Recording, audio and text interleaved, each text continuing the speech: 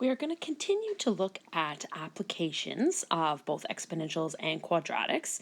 And to do quadratics, which is what this video is about, we're going to first need to look at the different forms of a quadratic function. Okay, so here's a quadratic function graph for you.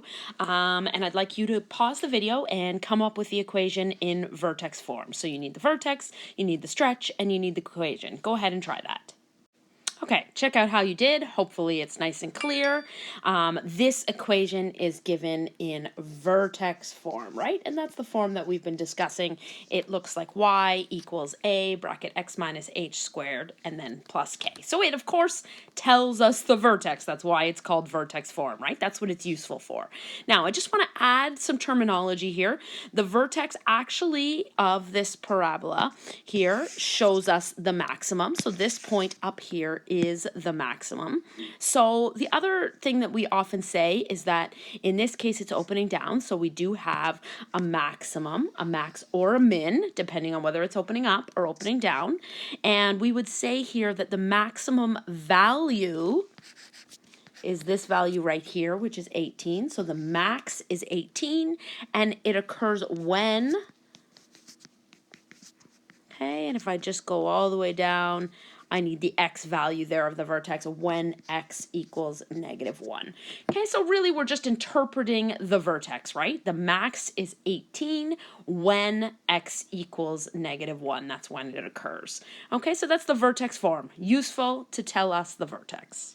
Okay, so the next thing we're going to do is we're now going to use our algebra knowledge and we're going to take vertex form, and down here on the left we are going to expand that. Okay, so we're going to expand using our algebra skills. We're going to need to FOIL out the binomial squared and then collect all the like terms. Okay, so again, I'd like you to pause the video and try to do that yourself. So you're taking y equals -2, x plus 1 squared plus 18, and you're going to try expanding that. So first thing you're going to do is you're going to square that binomial, which means multiply it by itself using FOIL. Okay, pause the video and try to do that part by yourself. Okay, please check your work. Hopefully you got that part. And so this is what we call standard form of a quadratic. And standard form isn't really that useful for us because the only thing it really tells us is the y-intercept. So note this c value, or the constant value at the end, in our case the 16, is actually the y-intercept, okay? And you can see that right up here at the graph, right? That the y-intercept is 16. I kind of pointed that out originally just so that you could see it. Okay, so that's what standard form is useful. It tells us the y-intercept. The y-intercept is 0, c, or in our case, it's 0, 16. Okay, now the one thing that standard form is useful for is it helps us get to this last form. So now what I want you to do is I want you to take standard form and I would like you to factor it.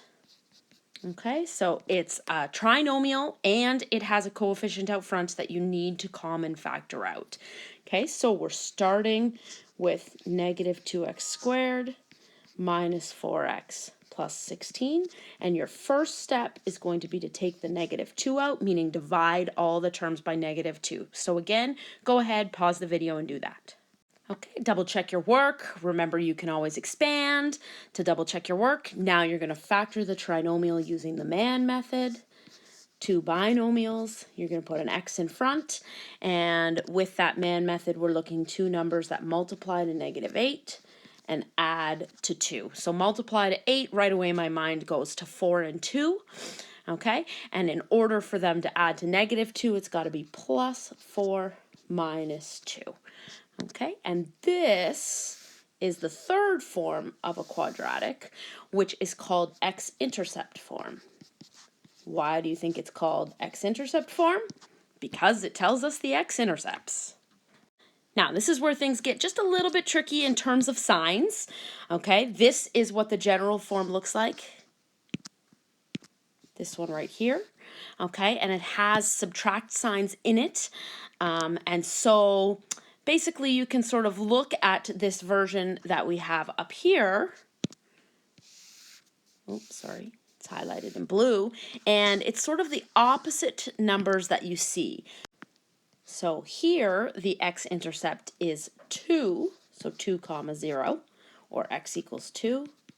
And here the x-intercept is x equals negative 4, so negative 4 comma 0. Okay, so that's a little bit about the three forms of a quadratic. And now what we're going to do is we're just going to look a little bit closer at this x-intercept form and work with that in our algebra just a little bit. Okay, so like I said before, standard form isn't very useful, but here let's take a look at x-intercept form, okay? So a couple things that stay the same. The A, the stretch value in the front, determines our step pattern and the direction of opening, whether it's up or down.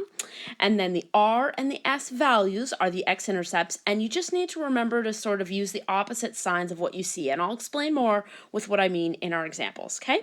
So we're going to start with these examples down here. In all of these cases, I'd love you to pause the video, and I would like you to try to factor them by yourself. So these are all trinomials. This last one is a little bit special because remember it doesn't have the middle term. Maybe you remember something special about that. So please pause the video and try to do the factoring on your own. Okay, so check how you did. Now we're going to take a look at the x-intercepts. Okay, so first one, we're going to look over here. So this x-intercept is negative 3 comma 0.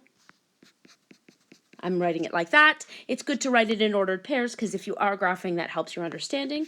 And this one right here is negative 7 comma 0. So this is what I mean about the opposite sign of what you see, and that's simply because the original equation is x minus whatever the intercept is, which is s. Okay, again, it's x minus. That's why that happens, but if you just remember the opposite, you'll be doing just fine. Okay, so this one right here, the intercept is 3 comma 0. This one right here, the intercept is 5 comma 0. Looking at the next one, you try to guess it on your own. Pause the video. The first intercept is negative 12 comma 0. The next one is 2 comma 0. It doesn't matter which order you write the intercepts in, by the way. And this last one here, it's going to have a 5 and a negative 5. Okay, so if your factoring is good, then solving for the x-intercepts is just an easy little add-on there. Okay, and the last thing I'm going to show you is how to use this x-intercept form and actually determine the equation from a graph. Okay, just like we did with vertex form, now we're just going to do it with x-intercept form. Okay, so looking at this first one on the left, hopefully you can read the scale good enough. We have an x-intercept right there, that's at negative 3 comma 0, and then we have an x-intercept right here, and that's at negative 7 comma 0.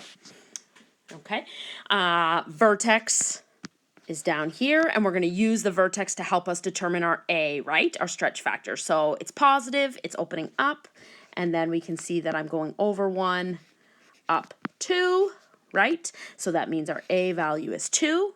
We've got our x-intercepts as negative 7 comma 0 and negative 3 comma 0. So negative 7 and negative 3.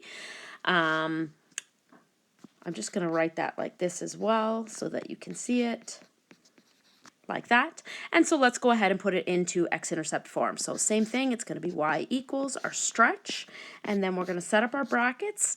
And for the first one, I'm just going to show you. So it's x minus, and then we stick our negative 7 in here. We stick our negative 3 in here. And so what this one ultimately becomes is x plus 7. We're just working backwards here from before, and x plus 3. Okay, you don't necessarily need to show this line. This is just me hoping to give you some explanation as to why this is the case. Okay, so last one, pause the video, try this next one on your own, see if you can get it. Okay, so this is one of those tricky step patterns. It's over 2 down 2 or over 1 down a half. You actually can see it pretty easily on this one. So the A is a half, and it is negative.